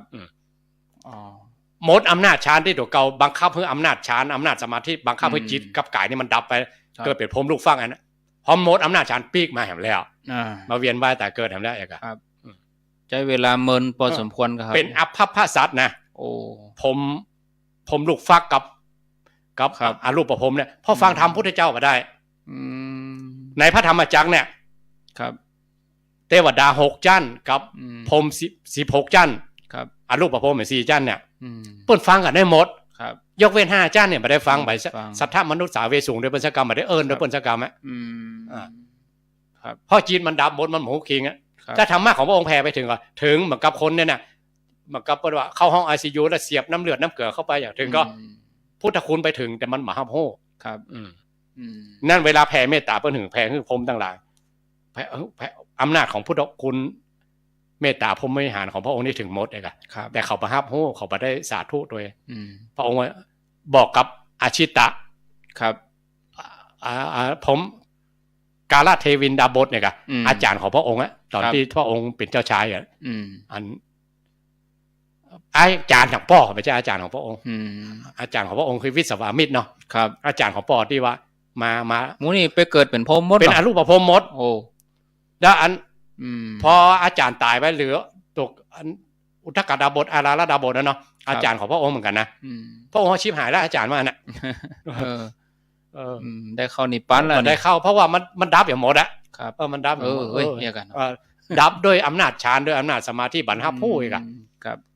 เอาง่ายๆอย่าบ่ต้องว่าได้ฌานอย่างพวกเราทั้งหลายเขาอู้กันเพลินๆนะประเทศตีละครั้งเขาบ่ได้ยินนะดังบ่ดังนี่อาจารย์ก็มีก็มีกะจิตมันมุ่งไปแล้วมุ่งไปตีเดียวแล้วครับตีละครั้งมันดัง3บ้าน7บ้านได้ยินหมดนะแต่เขาอยู่ใกล้ๆบางทีบ่ได้ยินนะเพราะอย่างเขามุ่งอำนาจฌานเหมือนกันเป็นเอกคตารมมุ่งอยู่ที่อันเดียวอะดีก็มันดีบ่ดีนั่นเป็นพระองค์ว่าเป็นอัปภพสัตเลยนะ2ชั้นนี้เนอะดีก็จบข่าวอสัญญีกับอรูปพรหม4ชั้นน่ะนะครับพอฟังธรรมของพุทธเจ้าก็ได้แต่พรหมทั้งหลายหมู่เนี่ยอย่างภากาพรหมนี่ได้เพราะว่าท่านอยู่ท่านเวหภาราหรอมีโอกาสได้ โอ้ขอได้หมอกดูซิดนี่ก็นะ เออ ตาว่าติง แต่ว่า ดูซิตา บะหมี่พระพุทธเจ้าเกิดอ่ะครูทั้งหลายก็สอนนะครับ เขาก็เชื่อครู สอนอยู่หั่นน่ะเนาะ ก็น่าเอามาบีพระพุทธเจ้าเกิด บอกฮู้ว่าอันต่างอันใดที่ไปสู่พระนิพพานนะบอกฮู้อ่ะก็ทำตามอาจารย์ว่าก็ไปเกิดเป็นมิจฉาทิฏฐิพรหมไปอ่ะมัน ครับ เป็นอภพาสัตว์นะวะ อันสุดท้ายเอตาปิพุทธชยมังคลาอัฏฐคถาโยวัจโนทินะทิเนสรเตมตันทีหิตวานะเนกวิธานิจุปัทวานิโมกขังสุขังอาทิคมยะนโรสปัญโย อาจารย์เขาแปลนะครับ ครับอันสุดท้ายนี่เปิ้นมีบทสรุปบทสรุปเปิ้นว่าบทที่9นี่นะครับ เป็นคำแปลว่า ขอองค์พระสัมมาสัมพุทธเจ้าเนี่ย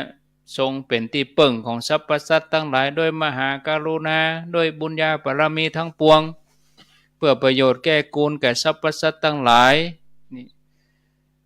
พระองค์แล้วก็ขอให้หมู่เฮา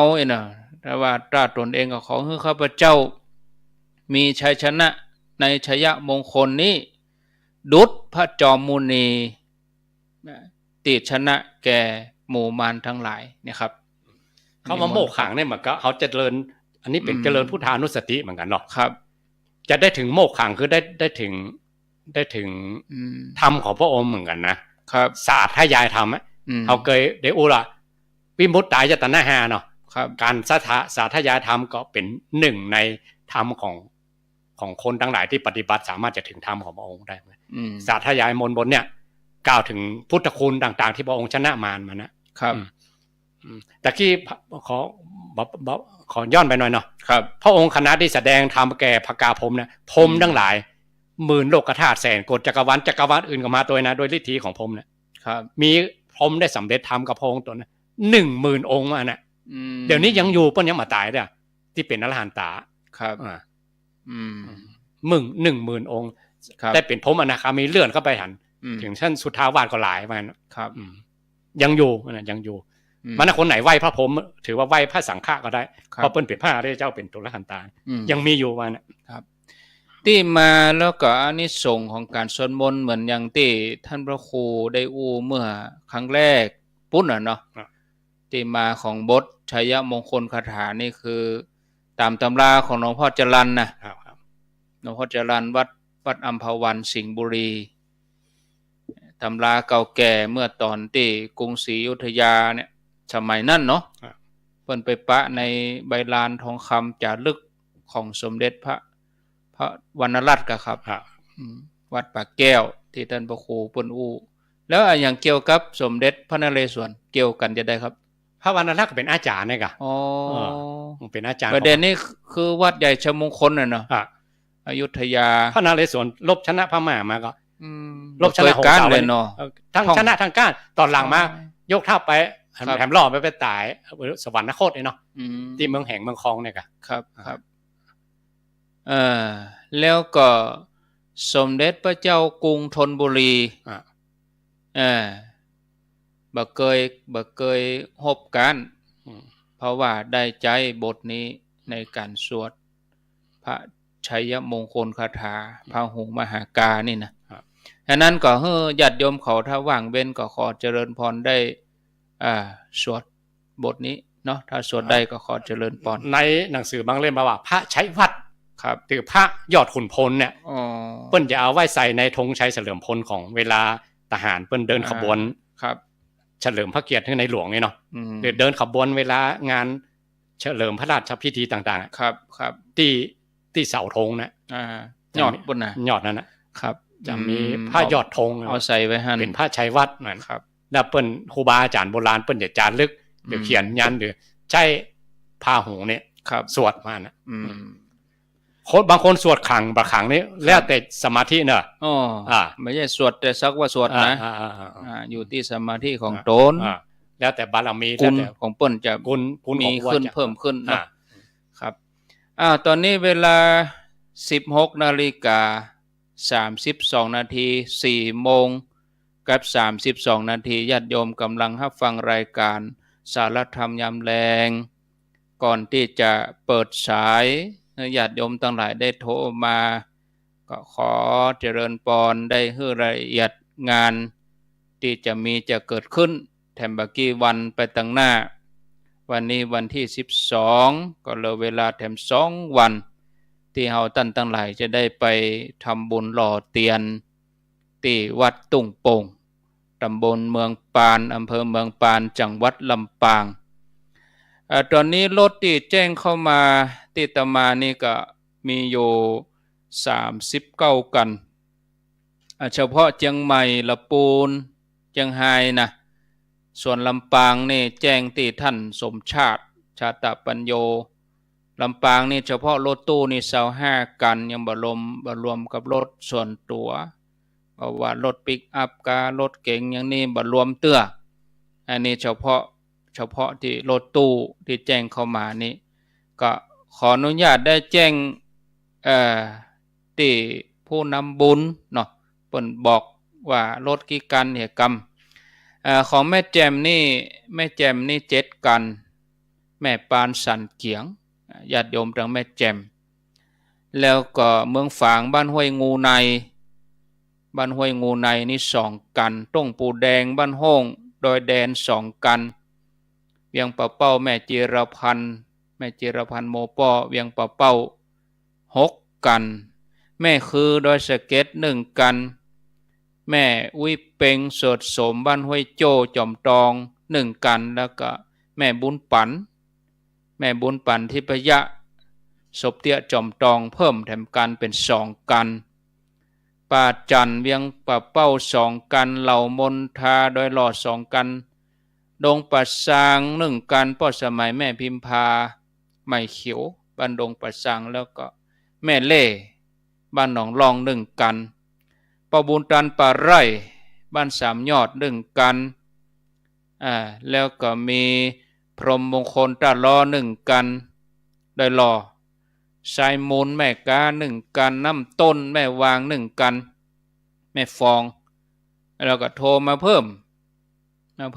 หมกันเป็น2เนาะของแม่ฟองนี่เป็น2มันนำต้นนะ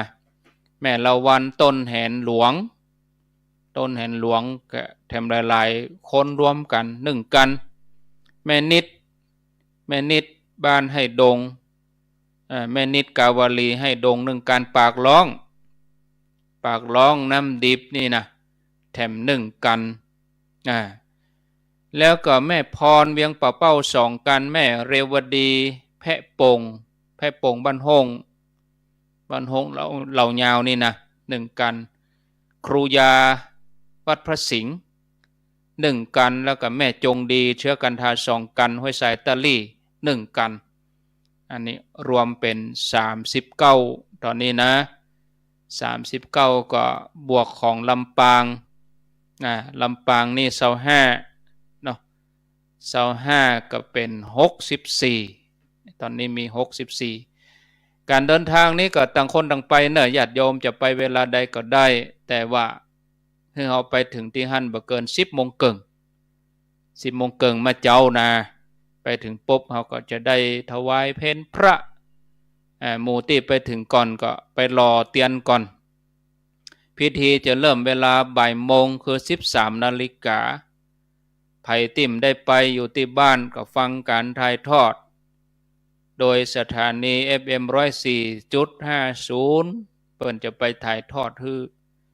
อยู่ที่บ้านก็ยกมือไหว้สาไปตัวยการรอเตียนนี่เขาจะรออยู่9 เล่มญาติโยมที่บัดตันได้เตียนขี้เพิ่งที่เขาจะเอาไปรอกันเขาก็ไปทำบุญไปร่วมทำบุญกันที่หน้างานเอาไปบูชาที่หน้างานเอาแล้วเขาตานกันวันที่15นั่นก็เขาก็จะตานกัน15 หัววัดอันนี้ตาน15 เล่ม15 หัววัดนี่ก็มีญาติโยมรับ1,000 บาทนี่ญาติโยมรับหมดแล้วรับไปอยู่15 วัดแล้วเขาจะตานกันวันนั้นก็มีเจ้าคณะอำเภอ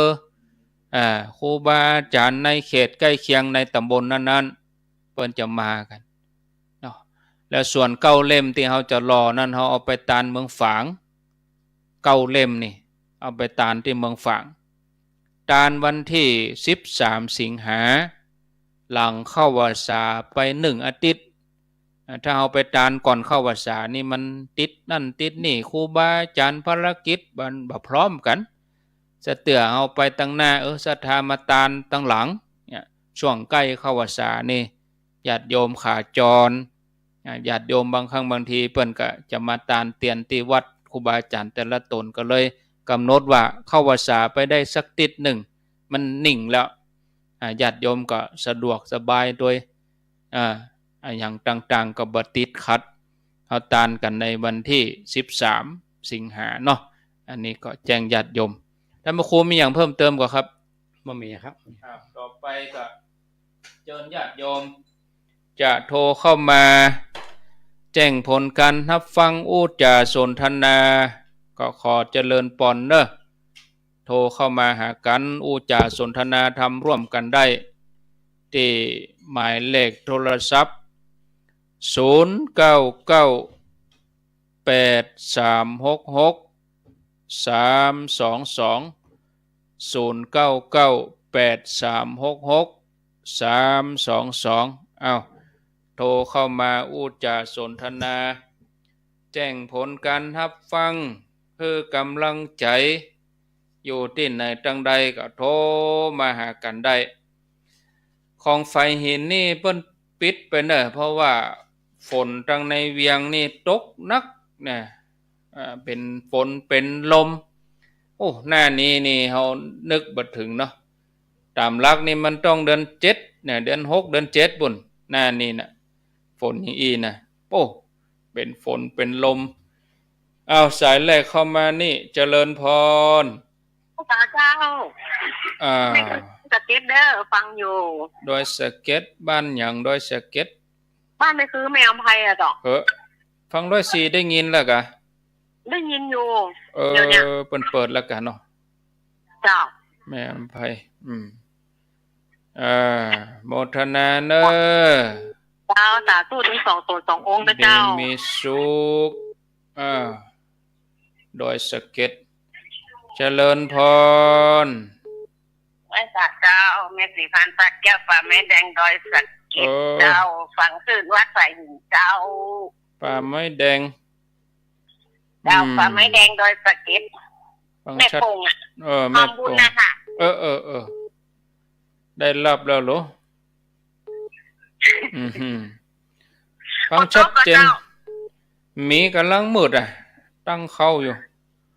อันนี้ตรงแล้วโต๊ะหายไปแล้วเจ้าโต๊ะตั้งแต่3 โมงแล้ว3 โมงต้องได้ดึงวิทยุออกเพราะมันโซเซตมันเหมือนได้มันฟังแบบมีเสียงเลยก็ดึงออกแล้วก็มาเปิดเอาตอนที่ฝนมันซาตอน4 โมงแล้วก็ตอนนี้หายนะคะเพิ่นปิดโมทนาเนอเมื่อกี้เพิ่นปิดเครื่องส่งต้องป้องกันหน่อยก็บ่อันตรายเนาะ0998366322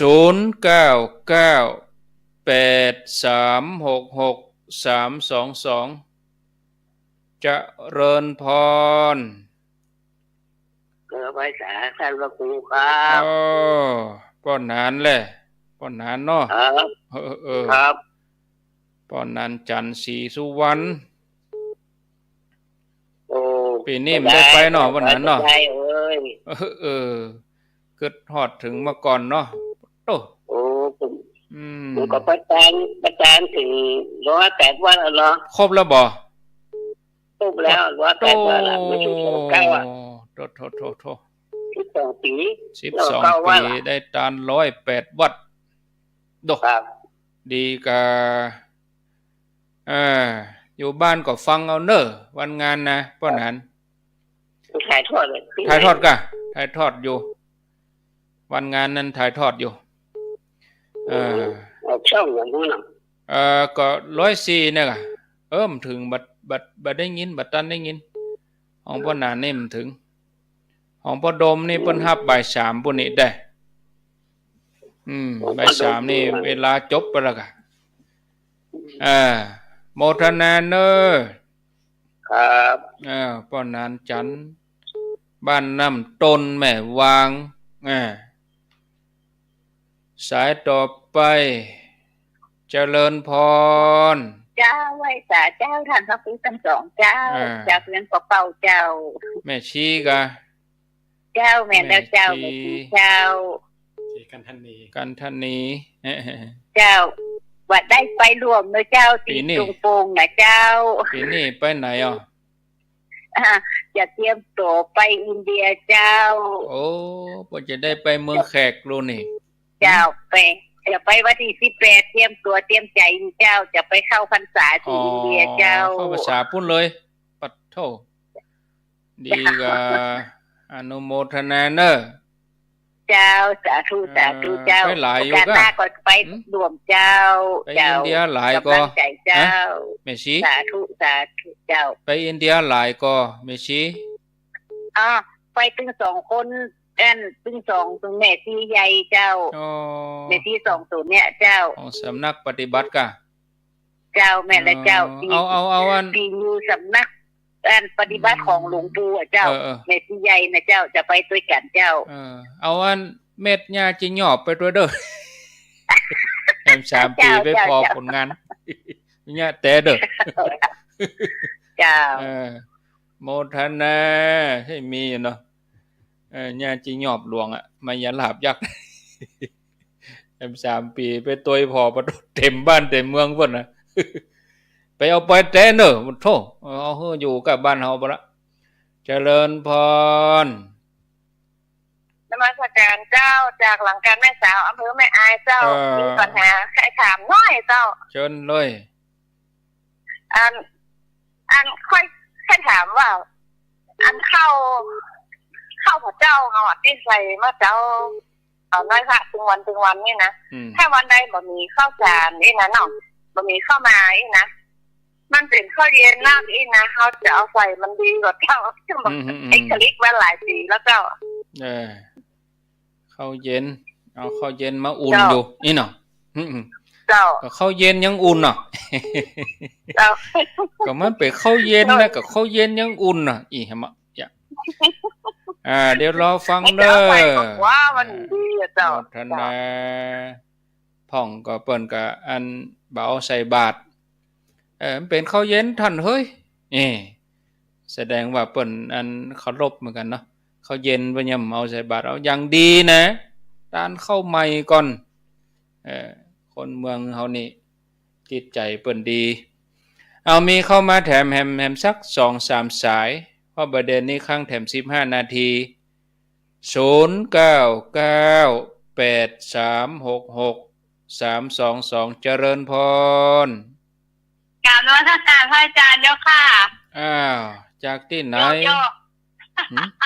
โยมเปียกเจ้าค่ะโทรตั้งเกือบ20 รอบโหวันนี้แฟนคลับเนี่ยมันแน่นมากเลยเจ้าค่ะโทรไม่ทันเขาเลยโยมเปียกว่าจะได้เดี๋ยวเปียกว่าจะได้ก็ม่วนเจ้าค่ะอาจารย์สั่งถามตุ้ลุงวันนี้อู้ม่วนเนาะคนตุ้ลุงอู้ม่วนคนฟังก็ม่วนตามเจ้าค่ะฟังไปไม่กินนะเจ้าค่ะบทพระหุงนิยมสวดทุกวันนะเป็นคาถาประจำตัวเลยนะเป็นคาถาเลยนะส่วนเราเป็นเกจิเลยเจ้าค่ะกับบทชินบัญชรนะเจ้าค่ะโอ้ใจถึงคาถาสวดพระพุทธคุณนะเจ้าค่ะโอ้โหไม่มีที่สุดไม่มีประมาณนะพระอาจารย์เนาะสวดจนติดอยู่ในใจเจ้าค่ะไม่สวดแล้วมันจะรู้สึกขั้นเนื้อขั้นใจยังไงก็ไม่รู้มันแบบมันขาดหายเจ้าค่ะต้องคอยสวดประจำใช่เจ้าค่ะกล่าวอนุโมทนาพระอาจารย์นะเจ้าค่ะโมทนาเนอโยมเปียกกอดสระบุรีเจริญพรจากที่ไหนเจ้ากาไว้สาเจ้าท่านพระครูทั้งสองเจ้าเจ้าไม่จันห้อยไม่ห้อยเงินเจ้าแม่ห้อยเงินโดยเสียเกียรติกะเจ้าว่าจะได้วันนี้สุดยอดได้ฟังตั้งแต่ข้อ1ถึงข้อที่8ถึงข้อสรุปก็เนี่ยว่ามาได้ฟังคำแปลเจ้านี่ก็สวดแต่บ่ฮู้คำแปลแต่วันนี้ได้ฮู้คำแปลแล้วเจ้าดีแล้วอนุโมทนาข้อที่8เนี่ยสรุปแล้วโอ้มีคติดีเจ้าข้อที่8กาพรมเจ้ากาพรมข้อที่1ก็มีอันอย่างกันโอ้จ จำได้ก็พญาอย่างนั้นน้องหว่าพญาบ้านดีข้อที่สองก็พกายักษ์เนาะข้อที่สามจันทราดีข้อที่สี่องคุลีมานข้อที่ห้าก็กินจักรมันนี้เนาะข้อที่หกก็จักรนิกรข้อที่เจ็ดก็พญานาคนันโทปนันทะเนาะแล้วก็ข้อที่แปดก็พกาพรมด้วยเทศนายานเนาะคุณเทศนายานเนาะพระพุทธเจ้าเนี่ยฟังแล้วซึ่งใจดีเจ้าโอ้โมทนาเนอเจ้ากาไว้สาเจ้าโดยสเก็ตไม่ห้อยเงินอ้าวเจริญพรสายเอาเฮือได้ซิมเพราะว่าแบบมีคำถามเดียวนี่คำถามเดียวนี่สายที่890 0998366322อ้าวมีเข้ามาบะมีก็จะพักสายก่อนเจริญพรเจ้าเจ้าโทรจากที่ไหนบางแป้งหินเทพเสด็จเจ้าอ๋อเทพเสด็จว่าจะได้เทพเสด็จโอ้ฝนตกเดี๋ยวนี้นะเจ้าฝนตกที่ฟังพอได้ถูกได้ฟีดไว้จุ่มเย็นดีเหรอเย็นเตี่ยอ้อยอยู่เนาะจุ่มเย็นอยู่ตกอยู่เป็นตกสวยๆแล้วเป็นยัง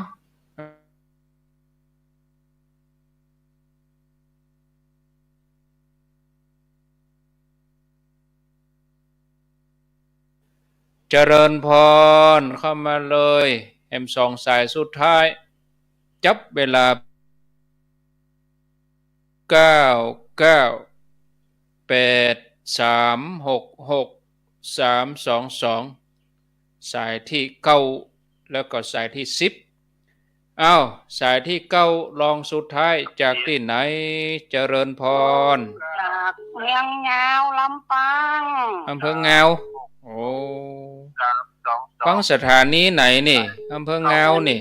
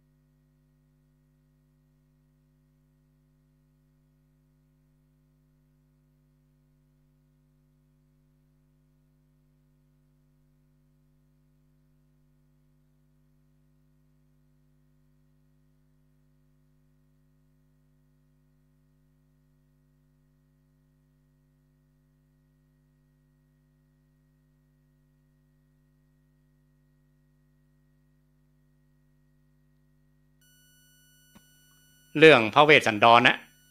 นางอมิตตาไปตานดอกไม้เหี่ยวดอกไม้แล้วได้ปูพามเนี่ยได้ปูพามได้ผัวเท่าอย่างนั่นครับแต่ประวัติของรัฐบาลนี่เปิ้นเป็นลูกเศรษฐีมาบวชนะครับวันหนึ่งเปิ้นไปกุมบาตรแล้วคนใจน่ะจะเอาอาหารที่มันเหลือซากเหลือเด่นไปขว้างไงกะเปิ้นถามว่าเอาอะไรอย่างน่ะไปเอาอาหารเหลือซากเหลือเด่นไปขว้างนะใส่บาตรอาตมาอย่างเงี้ยอันนี้เปิ้นบ่เจตนาคนที่อันนั้นน่ะพอหันทุเจ้ามา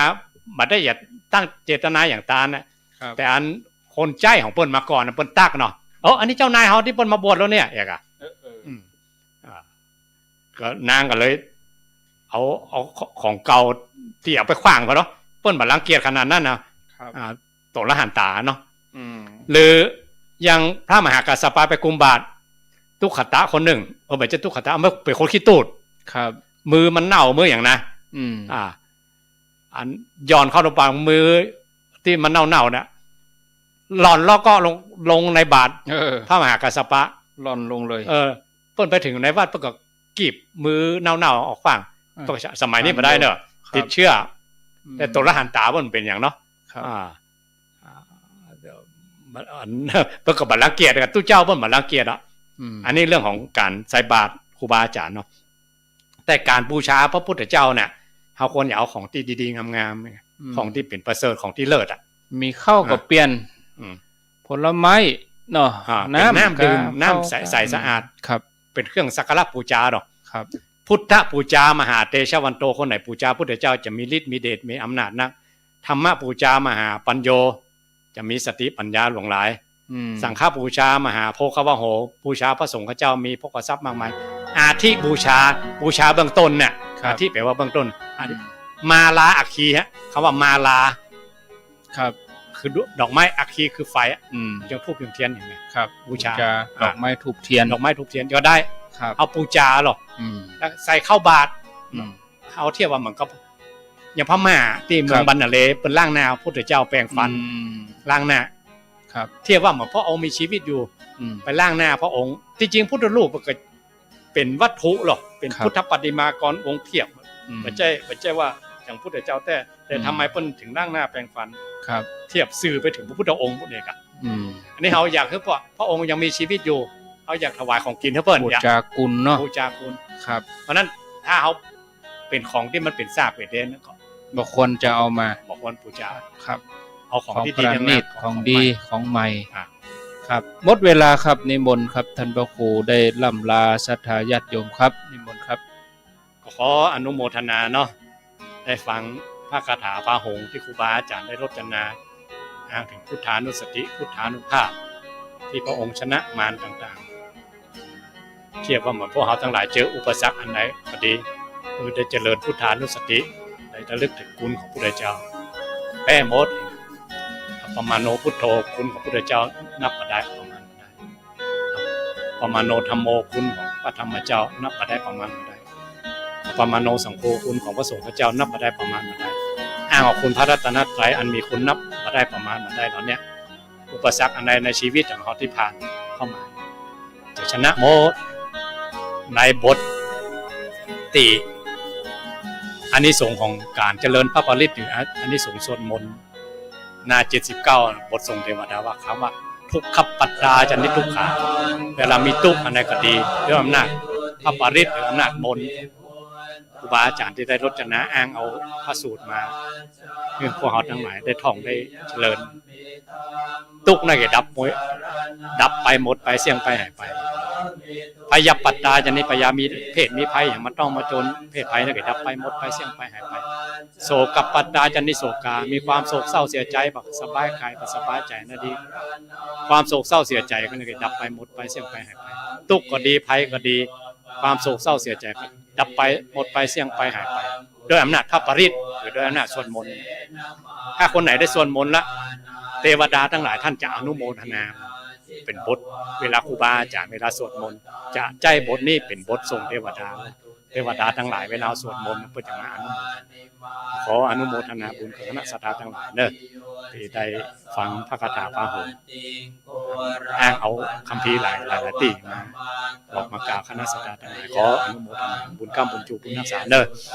สัพพพุทธานุภาเวนะโดยอนุภาพของพระพุทธเจ้าสัพพธรรมานุภาเวนะโดยอนุภาพของพระธรรมเจ้าสัพพสังฆานุภาเวนะโดยอนุภาพของพระสงฆ์เจ้าสถาโสติพระวันตุเตก็ขอความสุขสวัสดีทั้งหลายจงมีแก่คณะสัตยาทั้งหลายทุกคนเธอตังเมตัมปุเสกวิธินาจิตวามุนินตัวตันเตจะสาภวตุเตชยมังพลานิอุคิตคาคมติหาทสุทารุนันตังทาวันติโยชนะปะทังกุลิมาละวันตังอิทิพิสังกตมโนจิตวามุนินตัวตันเตจะสาภวตุเตชยมังคลานิกาตวานากาตมุตรังวิวะคาปินิยาจินจายตัว